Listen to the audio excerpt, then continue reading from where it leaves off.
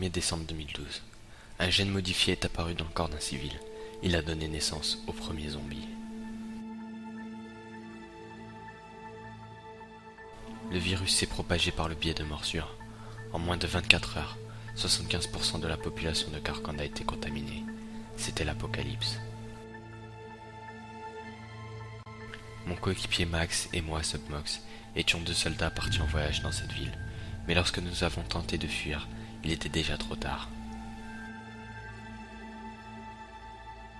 Selon nos compatriotes américains, la seule solution envisageable afin d'arrêter ces zombies était le bombardement. Avant même que nous sortions de la ville, les bombardiers étaient déjà là. Notre séjour allait tourner au cauchemar.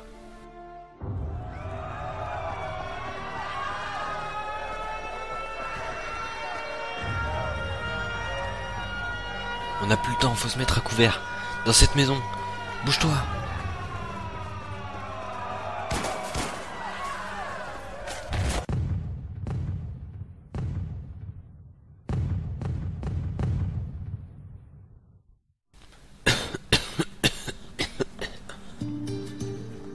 À part mon mal de crâne, tout avait l'air d'aller.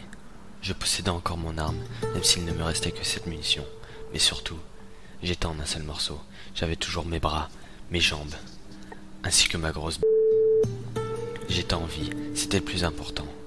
Même si je me demandais comment c'était possible en voyant l'état de la maison. Contrairement à moi, mon coéquipier avait l'air mal au point. Il était évanoui. J'avais beau être un soldat, je n'étais pas médecin. Ma première réaction fut de lui mettre des baffes dans la gueule.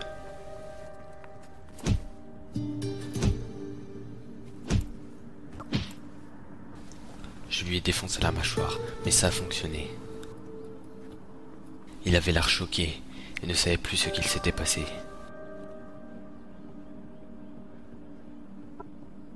Il suffisait de regarder le décor pour comprendre la situation.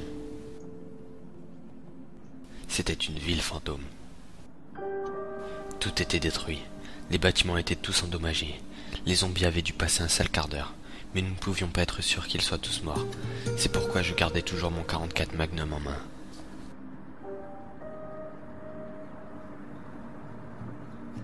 On se dirigea vers la place de la ville, car il y avait une cabine téléphonique.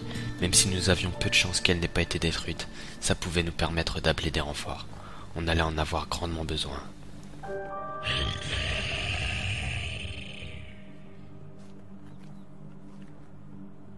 Tout à coup, je crus entendre un bruit à côté de moi.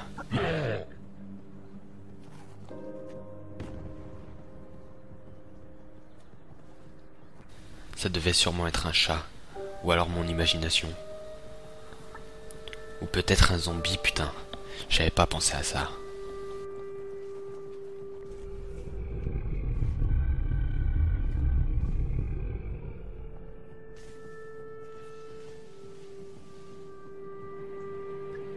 On était presque arrivé sur la place. Pendant ce temps, Max me racontait qu'il avait faim. C'était bien le moment de parler de ça. On allait peut-être finir dans le ventre d'un zombie.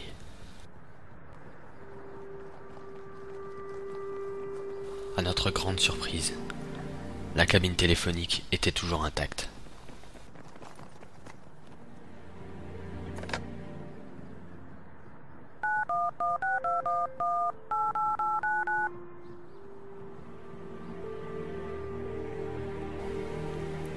Mais bien évidemment, elle n'a pas fonctionné, et je n'avais plus d'argent. Foutue cabine de merde. Après ça, mon coéquipier a repéré de la nourriture.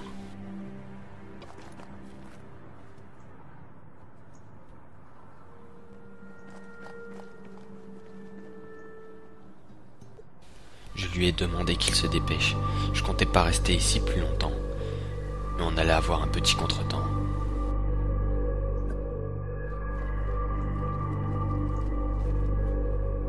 J'ai aperçu une silhouette au loin.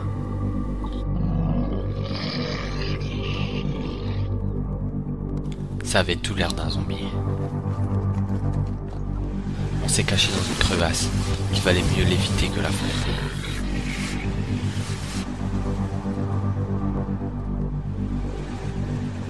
Max, On reste planqué là, ok? Et on bouge pas.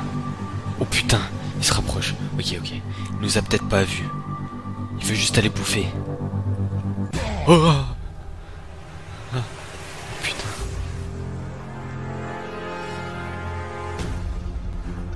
Max avait beaucoup plus de munitions que moi. Il décida donc de lui tirer dessus.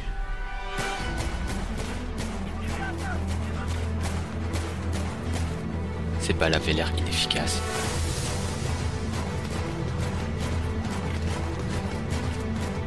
Mais pas celle de mon Magnum.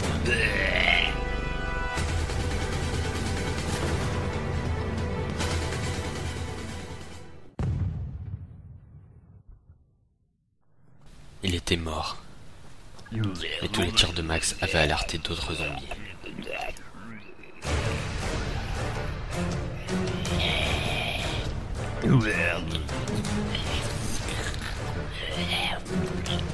Trois zombies, 6 balles, ça suffisait largement. Pour quelqu'un qui savait viser.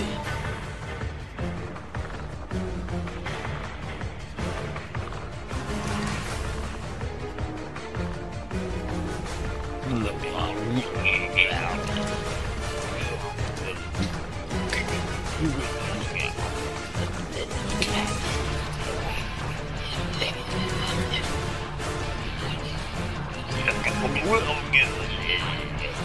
nous ont pas vus, et il me restait des munitions.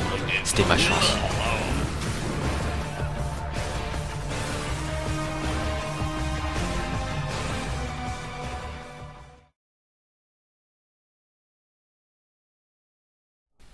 Ouah, c'était chaud.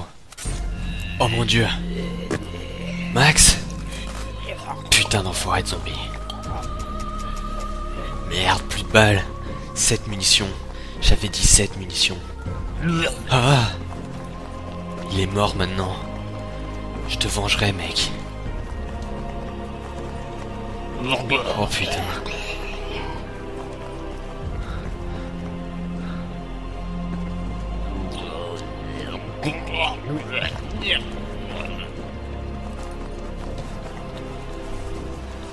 Je vais me planquer là-dedans.